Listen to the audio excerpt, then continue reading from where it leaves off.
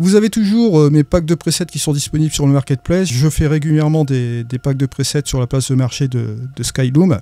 Donc vous pouvez toujours aller consulter cela aussi. Je vous mets tout cela dans la description de cette vidéo. Je reprends l'enregistrement de mon tutoriel parce que j'avais enregistré une session précédente, mais malheureusement, vous voyez ici que vous avez un calque. Là, il y avait 2 calques aussi précédemment. J'avais fait un short avec le calque HDR. Je ne sais pas si vous l'avez vu, je vous mets la petite étiquette en haut à droite par le même passage. Du coup, je me suis mis sur le calque du dessous pour faire le test de la courbe et forcément, ça n'allait pas au niveau du tutoriel. Donc, exit ce truc-là. J'ai dû recommencer mon enregistrement, ce que je suis en train de faire là en ce moment. Je suis en train de vous parler actuellement. Et là, bien sûr, on est en train de voir tout cela. On va refaire enfin ce fameux tutoriel sur cette courbe. Comme vous le voyez ici, ça, c'est les aléas du tutoriel. Bon, allez. On va aller dans la courbe directement et c'est sur ce sujet qu'on va parler ici aujourd'hui. Donc vous voyez, j'ai mon image ici. Bon, la courbe, vous savez très bien. Bon, là, j'ai fait mon développement ici dans le développement RAW, comme vous le voyez ici. Bien sûr, j'ai fait une petite amélioration AI aussi juste au-dessus. Si vous voulez travailler sur votre courbe sur le fichier RAW, vous pouvez utiliser celle dans le développement RAW. Bah, c'est ce qu'on va faire d'ailleurs ici aujourd'hui. Voilà la courbe. Vous voyez, j'ai utilisé même la courbe ici pour dégager un peu les tons moyens ici, comme ceci. Voilà. Et là, je voulais en venir sur les 3 canaux RGB, d'accord, RVB en français, hein, rouge, vert et bleu. Vous avez ici le rouge, vous avez ici le vert, vous avez ici le bleu. Bon, on a forcément ces 3 canaux RVB, comme vous le savez déjà. Je vais revenir un petit peu là-dessus. J'avais fait un tutoriel, souvenez-vous, sur Photoshop à l'époque. Vous irez le voir sur en haut à droite, sur la synthèse additive RVB. Ça, c'est vraiment un tutoriel phare sur la chaîne. Ça vous explique vraiment en détail comment la synthèse additive RVB fonctionne, la luminosité, les canaux de couleurs, comment on attribue les couleurs, comment on obtient aussi les couleurs par rapport à la synthèse additive RVB. Hein. Vous allez voir que toutes les combinaisons d'intensité lumineuse par rapport à ces 3 canaux, ça nous fait une interaction ici sur notre photo aussi également. Donc vous irez voir ce tutoriel. Je vous le mets en haut à droite. C'est une mine d'informations. Celui-là, c'est vraiment un truc qui pourra vous être vraiment très utile. Alors là ici, pour bien comprendre, on va reprendre un peu le principe aussi, vous avez bien évidemment la balance des couleurs dans Luminar Neo qui fonctionne très bien aussi également. Par ailleurs, ça pourrait vous aider aussi comme aide-mémoire justement pour savoir un peu les couleurs complémentaires. Parce qu'à savoir, bon, le rouge, le vert et le bleu, comme vous le savez déjà, rouge couleur complémentaire, c'est le cyan, opposé au complémentaire. Vous avez le vert, couleur complémentaire ou opposée, bien sûr, c'est le magenta. Et le bleu, bien évidemment, vous l'aurez compris, on l'a vu de nombreuses fois dans les tutoriels aussi, souvenez-vous. La couleur complémentaire ou opposée au bleu, forcément, c'est le jaune. Et en faisant ces petites combinaisons comme ça, on va pouvoir faire un peu des petits color grading ici au niveau de notre photo. Et là, vous voyez que là, par exemple, si je viens sur Luminar Neo, voilà, cet exemple justement de couleur complémentaire, vous regardez ici dans la couleur, hein, que ce soit la température et la teinte, vous voyez que la température, le bleu, couleur complémentaire, ben on voit ici, hein, on voit ça a tendance à teinter vers le jaune aussi, forcément. Vert et magenta, vous avez un petit rappel ici. Mais si vous voulez avoir plus de détails, vous allez dans les outils, et je vais vous montrer un petit truc là. Harmonie des couleurs, on en avait souvent parlé de ce truc là, mais je vais vous reformuler ici aujourd'hui pour ceux qui ne l'ont pas vu. Si vous allez dans la balance des couleurs, vous avez les différentes zones ici, ombre, ton moyen et haute lumière, qui correspond bien sûr à l'histogramme, hein, ombre, haute lumière, et puis les tons moyens qui sont juste au milieu. Mais vous avez en plus les couleurs complémentaires qui y sont indiquées. Ça peut être franchement une aide-mémoire pour ceux qui commencent un peu à la post-production, qui sont un peu perdus dans les couleurs. Vous voyez, vous avez cyan, couleur complémentaire rouge, ou vice-versa. Magenta, vert, vert, magenta, jaune, bleu, bleu, bleu, jaune. Vous voyez, bon, ça se tient comme ça. Alors là, on va retourner dans notre petite courbe. Et là, bien sûr, pourquoi je reviens sur cette courbe? Pour la simple et bonne raison, je vais vous montrer ce petit truc. Parce que sur l'application iPad aussi, parce qu'on va faire d'une pierre deux coups, pour ceux qui ont l'application iPad, ou ceux qui décident aussi de l'avoir, pourquoi pas, aussi après pour leur expédition, je vous mets par ailleurs tous les liens affiliés dans la description de cette vidéo. Si vous allez donc sur l'application iPad, vous allez retrouver l'outil courbe, qui est juste ici, d'accord. Et franchement, l'outil courbe sur iPad, bon, ça fonctionne comme un charme aussi également. Vous imaginez bien, l'iPad, comme c'est tactile, ça va tout seul. Et si vous avez le stylet, je pense à faire l'investissement plus tard du stylet pour avoir encore plus de précision encore sur le truc. Mais déjà, bon, sincèrement, avec les doigts, là, comme ça, lorsque vous êtes sur le terrain, vous n'avez pas forcément le temps de prendre votre stylet ou bien quoi, vous faites ça à l'arrache avec la main, ça fonctionne super bien, super nickel. C'est pour ça que j'aime bien cette application, puis donc c'est devenir, comme on dit en anglais, la way to go pour utiliser ce petit truc-là sur les sorties photographiques. Donc là ici on revient sur ce truc, donc je vous ai parlé un petit peu de cette courbe que vous allez retrouver aussi sur l'iPad, d'accord, même truc avec le canal général, d'accord, le RVB et chaque canal séparé. Je peux vous donner aussi une petite astuce sur jouer simplement avec la luminosité sans impliquer les couleurs avec la courbe. On va le remettre, je vous en avais déjà parlé mais je vais vous faire un petit rappel ici aujourd'hui comme on est sur la courbe. Là si je viens dans mon canal rouge par exemple, vous voyez ici, si je veux rajouter du rouge dans mon image, je vais le prendre dans les tons moyens. Un point dans les tons moyens, regardez, hop, ça devient rouge. Si je viens ici, bon, ça va devenir cyan. Si je vais davantage, forcément, ça va être un peu plus. Alors, bien évidemment, pourquoi j'ai pris un point au milieu au niveau des tons moyens? Pour la simple et bonne raison que si vous prenez un point au niveau des tons moyens, que se passe-t-il?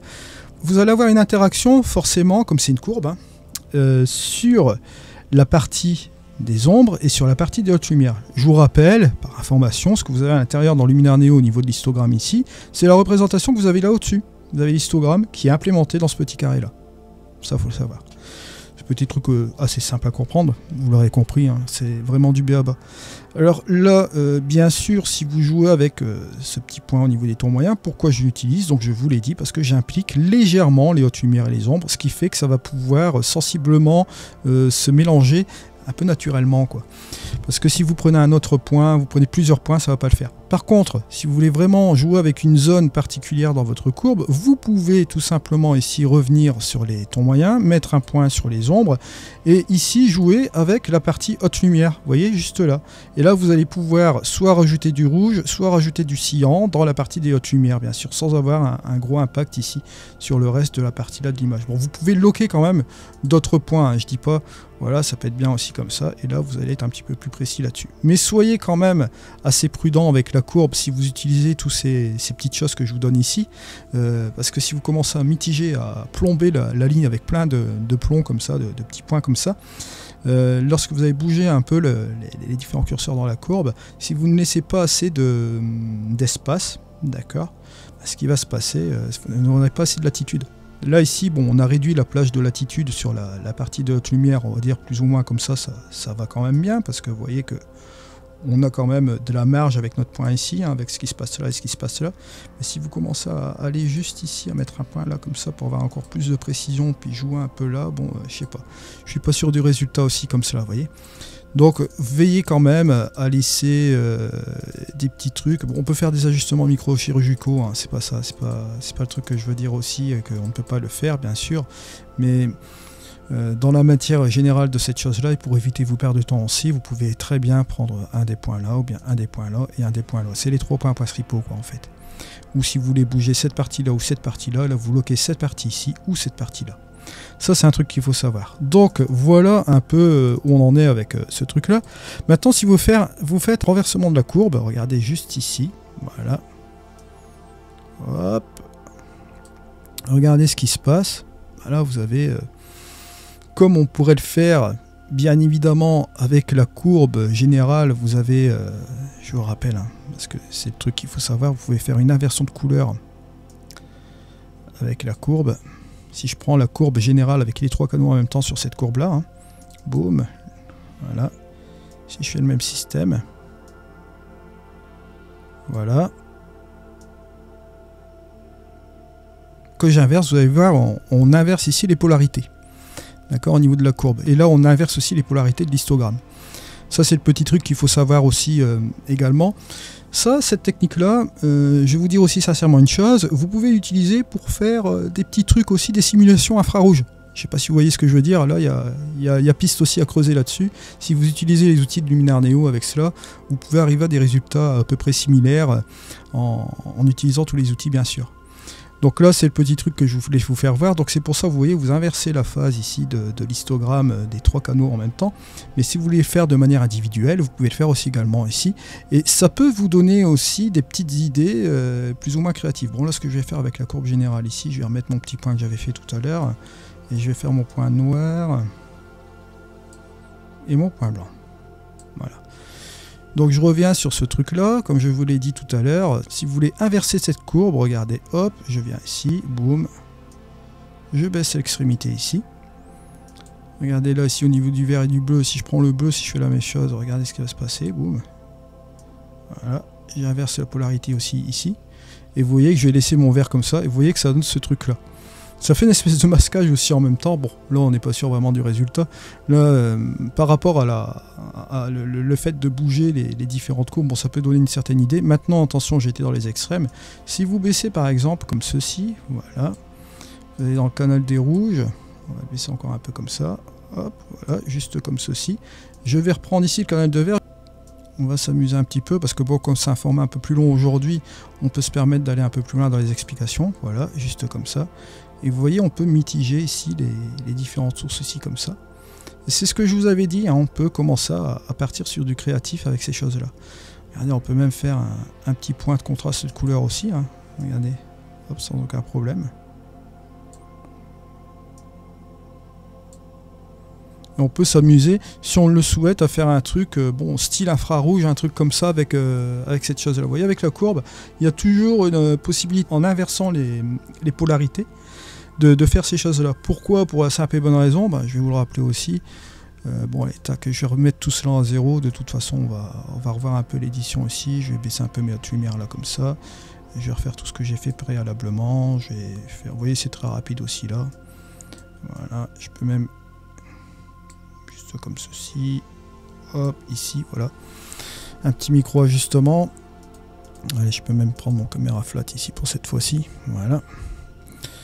Là, ici, bon, comme je vous l'avais déjà démontré de nombreuses fois, si vous inversez la chose, comme vous avez vu tout à l'heure, vous pouvez faire une simulation infrarouge, un truc comme ça, mais vous pouvez enlever aussi complètement la couleur, et ça va vous faire une simulation aussi de masque de luminosité.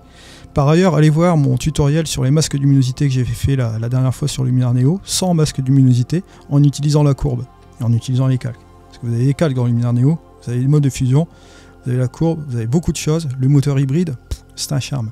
Ce que j'aime beaucoup dans Luminar Neo, et ça je tenais à faire une petite parenthèse aussi là-dessus dans ce logiciel, c'est le caractère hybride du logiciel. C'est-à-dire que même s'il y a un truc qu'il n'y a pas dans le logiciel, je peux toujours le formuler, essayer de le faire un peu différemment avec celui-ci, en employant ce que j'ai directement dans ce logiciel. Et en plus de cela, ce que j'aime beaucoup aussi dans ce logiciel, petite parenthèse aussi, hein, pour les utilisateurs qui le connaissent déjà, bon, ils savent...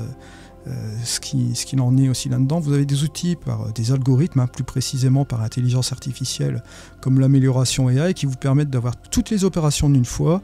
Et si vous voulez les utiliser, bien sûr, en ajustement local, c'est un charme. Franchement, on en fait ce qu'on veut.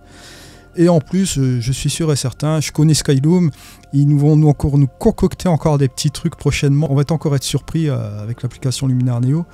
Et je leur fais confiance là-dessus. Alors, on va aller voir un peu cela. Donc, je vais aller dans le canal rouge, par exemple, ici. Enfin, je vais aller dans le canal bleu, par exemple. La même chose, si vous voulez, par exemple, rajouter un petit peu plus de bleu, ou bien, regardez, on veut rajouter un petit peu de jaune, voilà. On veut réchauffer, on veut prendre, par exemple, le magenta. On peut rajouter un petit peu de magenta, légèrement comme ça, ou bien un petit peu plus, ouais, pourquoi pas. Juste ici. Et là, au canal des rouges, vous voulez rajouter du rouge, tout simplement. Tout ça pour réchauffer un petit peu l'ambiance de la photo. Bon, vous voyez, elle prend une certaine colorimétrie ici, comme cela, bien sûr. Ça vous donne un côté assez, on va dire, chaud. Et ça prend une teinte là, assez particulière. Mais vous voyez que si vous revenez encore davantage, par exemple ici, même au canal des verts, si vous trouvez que c'est un petit peu trop, d'en revenir encore un peu là-dessus. Voilà. Vous bougez légèrement, on n'est pas obligé d'y aller par... un petit peu trop excessivement, vous voyez, vous arrivez comme ça sur ce truc là. Une fois que vous avez fini ce truc là, vous allez dans l'amélioration AI, regardez, on va jouer avec l'accent, voilà, je remets un peu l'accent, et ce que vous avez mis un peu comme couleur préalablement avec la courbe, vous pouvez jouer avec cet accent là comme cela pour avoir, vous pouvez encore pousser davantage. Après vous pouvez bien évidemment utiliser les autres outils qui sont disponibles là, comme le super contraste, rajouter un petit peu plus de contraste. Le super contraste qui est super bien adapté aussi également dans Luminar Neo, vous le verrez aussi. Pour ceux qui n'ont pas encore Luminar Neo, c'est un super outil aussi cela. Bon là je l'ai utilisé de manière aussi, vous voyez, en parcimonie aussi. On n'est pas obligé d'y aller comme un bourrin aussi avec Luminar Neo, hein, sans aucun problème. Vous avez la possibilité d'y aller aussi légèrement comme cela. Après bon, vous avez toujours les outils créatifs, hein, je pense à l'éclat notamment, si vous voulez rajouter un petit peu d'éclat, regardez, hop, ça donne quand même un petit côté assez sympa. Vous avez les réglages avancés, n'oubliez pas les réglages avancés. Parce que c'est vrai que vous avez des outils dans Luminar Neo, bon, qui sont très pratiques dans la chose comme il se doit. Vous avez bien évidemment dans le petit onglet les différents types de flou. Dans l'exemple de cet éclat, par exemple, on a l'éclat ici, on a l'effet Orton, on a l'effet Orton léger. Vous voyez, c'est très pratique parce qu'on a déjà ces outils où l'effet, comme l'effet Orton, bien évidemment qu'on peut retrouver aussi également dans Photoshop, où il faudrait utiliser des calques, etc. Bon, c'est bien de faire son petit effet soi-même, mais là, vous voyez, ici, il est déjà fait comme cela. Et si vous voulez rajouter des calques et faire des choses, des multi-effets sur des calques, comme vous le voyez ici, vous pouvez toujours le faire aussi également. Donc, vous n'avez pas... des limitations aussi dans ce logiciel. Et je reparle aussi un petit peu au niveau des bases, au niveau de celui-ci, pour ceux qui n'ont pas encore ce logiciel, qui veulent le découvrir, qui veulent l'essayer. Vous avez un lien dans la description de cette vidéo aussi si vous souhaitez l'essayer. Ce truc est relativement intéressant parce que vous voyez que si vous faites des systèmes de calque dans ce logiciel, comme un effet, comme l'éclat par exemple ou autre chose, cet effet est déjà disponible en titre d'outil, d'accord? Vous n'êtes pas obligé d'appliquer des calques pour obtenir ce résultat escompté, vous l'avez directement en outil. Cet outil-là, comme je vous l'ai dit, vous pouvez encore le réutiliser de nombreuses fois sur la même image, sur l'image de base, ce qui peut aussi économiser le nombre de calques qu'on pourrait faire sur un autre logiciel de post-production. Imaginez bien. Mais si vous voulez néanmoins utiliser des calques avec les modes de fusion, vous avez aussi ce système-là en faisant... ici la fonction dupliquer le calque, vous pouvez toujours utiliser les modes de fusion qui sont ici et vous pouvez bien évidemment utiliser d'autres choses par ajustement local. Vous avez le masquage qui est disponible directement dans le calque proprement dit, et tout ce qui va se passer en dessous, là vous allez pouvoir utiliser en masquage dans certains endroits dans l'image. J'ai fait de nombreux tutos là-dessus. Je vais veiller à refaire aussi une mise à jour de chaque épisode que j'ai fait sur la chaîne concernant Luminar Neo, avec une petite description de bien évidemment ce que j'ai fait comme contenu. Comme ça vous pourrez bien vous retrouver aussi également. Je peux bien comprendre. Là, concernant Luminar Neo, j'en suis arrivé à plus de 200 vidéos sur ce logiciel en format long. Et bon... comme ça contient beaucoup d'informations, c'est vrai que vous êtes toujours obligé d'aller voir un peu dans la playlist. Bon, je mets des titres plus ou moins conséquents pour que vous y retrouviez quand même plus ou moins. Mais on va essayer de détailler un peu plus davantage cette playlist, puisque bon, il y aura aussi l'avantage des shorts. Les shorts, n'hésitez pas aussi à aller les voir, parce que bon, je reprends toutes ces fonctionnalités-là. Donc, veillez aussi à regarder tous ces petits shorts. C'est des aides-mémoire. Après, une fois que vous avez vu ces shorts, si vous voulez aller plus loin... dans l'explication, vous avez les formats longs où là vous avez vraiment le détail. Je détaille aussi plus ou moins toutes ces choses-là.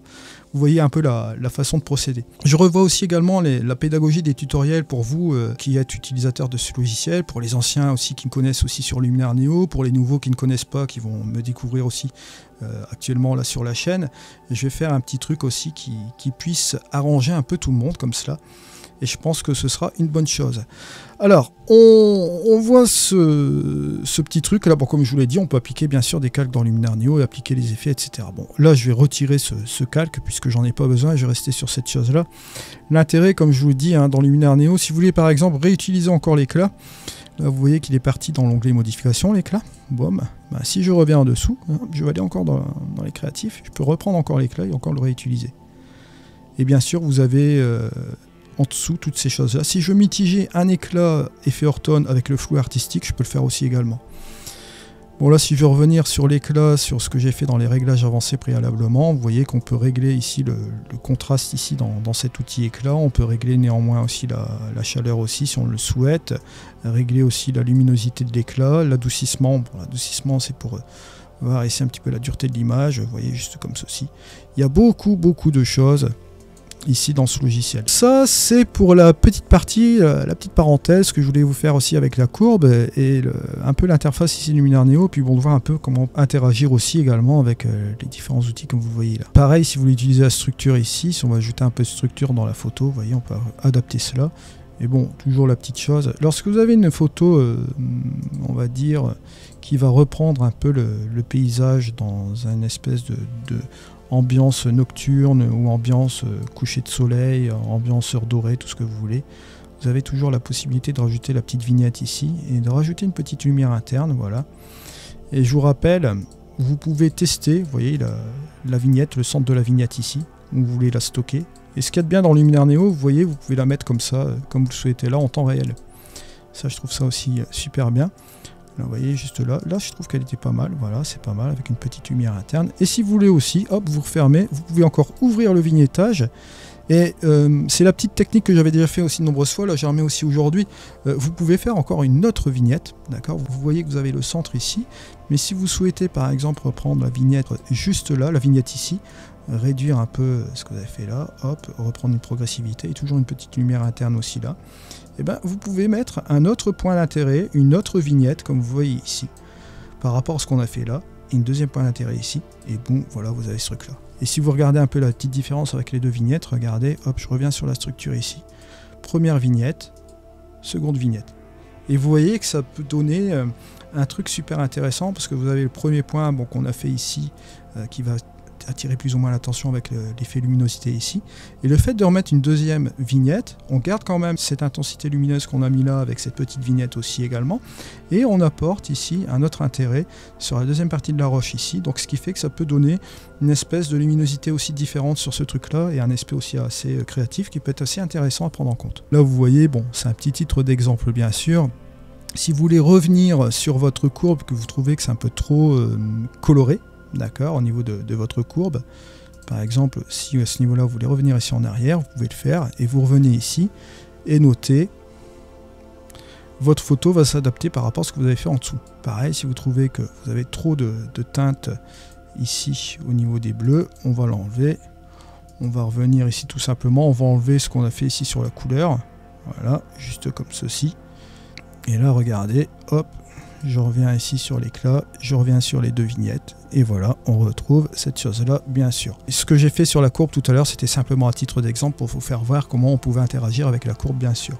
Donc voilà, on en arrive un petit peu à la fin de ce tutoriel.